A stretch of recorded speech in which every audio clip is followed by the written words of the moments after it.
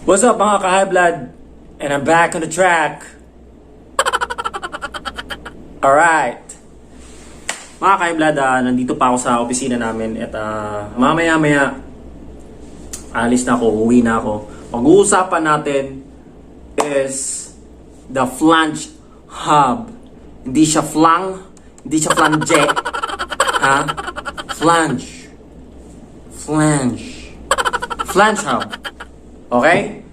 Yan ang isa sa mga main issue ng Z2, okay?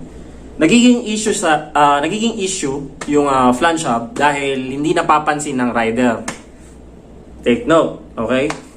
Dati sa mga previous na Z2 is napapansin ko is ang issue nila, ang main issue is ang vibration, whereas hindi naman talaga issue yan, okay?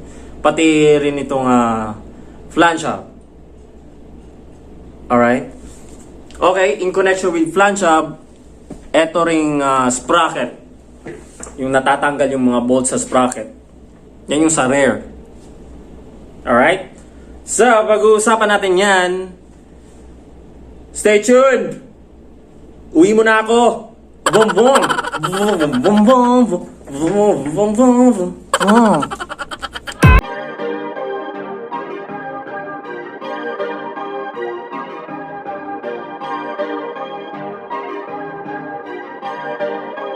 Perfect.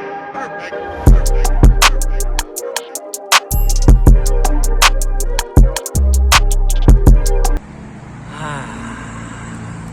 What a sky! So mga kahayblad, pag-uusapan na natin yung flange hub. Tapos, unahin ko muna yung regarding sa hindi pa nasira na flange. Okay? Yung buo pa na flange hub, pag-uusapan natin una bago yung nasira. Okay? So, i-explain ko kung anong gawin at ano yung ginawa ko. Okay? So, let's do this. So, mga kahayblad, pasensya na dahil medyo marumi. Kasi kanina, ano ba to?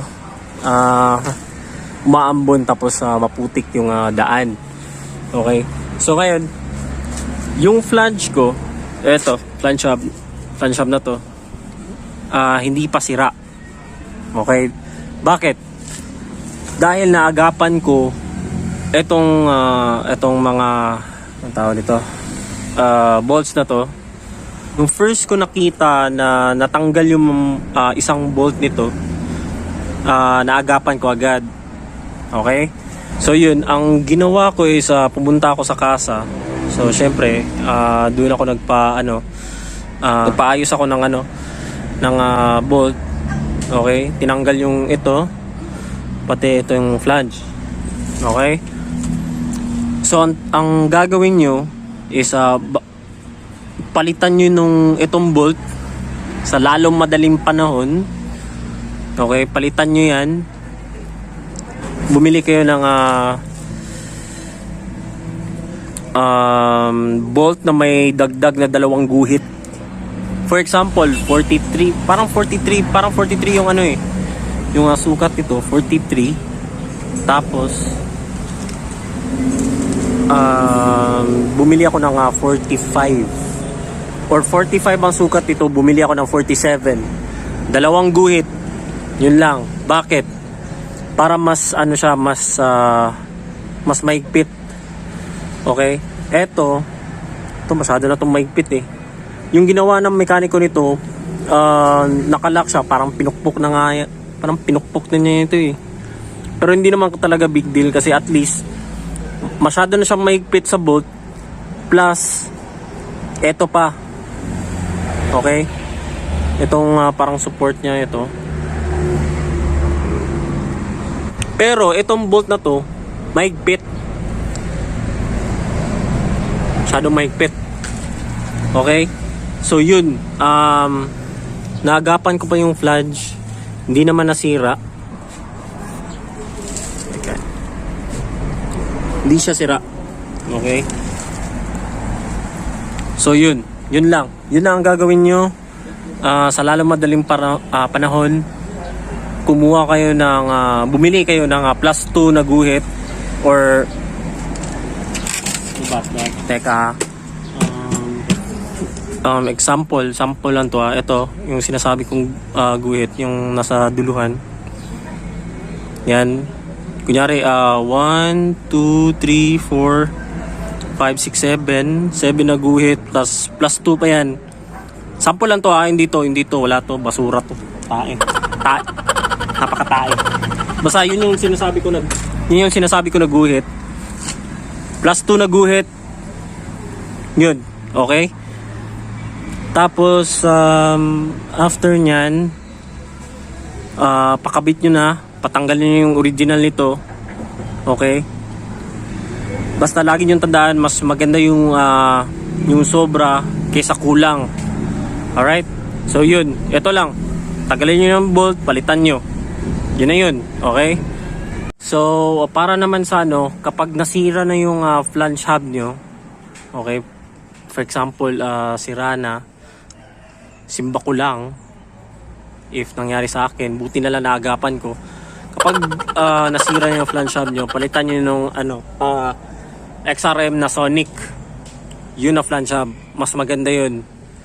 Okay, yun lang yung paraan para maayos yung flange hub nyo. XRM Sonic, yun ang magandang flange hub, promise ko yan. Yan ang para sa akin, pinakamagandang flange hub. Okay, so akin syempre hindi naman nabiyak yung flange hub ko kasi naagapan agad, so stick talaga ako sa stock. So mas maganda yung stock para sa akin. Stock is good. Wow! Baga, diba? So yun mga kahayblad, ang gagawin nyo lang is palitan nyo yung bolt. Okay, plus 2 yung guhit. Kalimutan ko kasi, nawala kasi yung original bolt nito.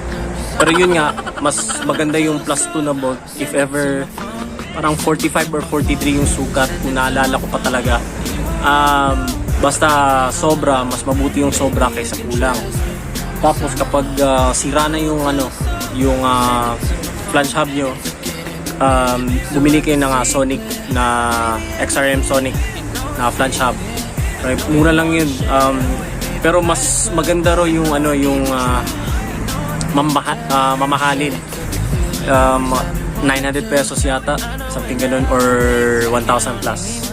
Pero kung mumurahin, okay naman din. Mga 500, something ganun. So if ever masira yung flange hub nyo, yun yung gagamitin nyo, XRM na Sonic. Alright, so that's all mga kahayblad. And yun, sa mga baguhan, ayusin nyo yung flange hub, palitan nyo na ang bolt. Yun lang yun, okay? So see you sa next vlogs. That's all mga kahayblad. Gotta go now. Boom, boom, boom.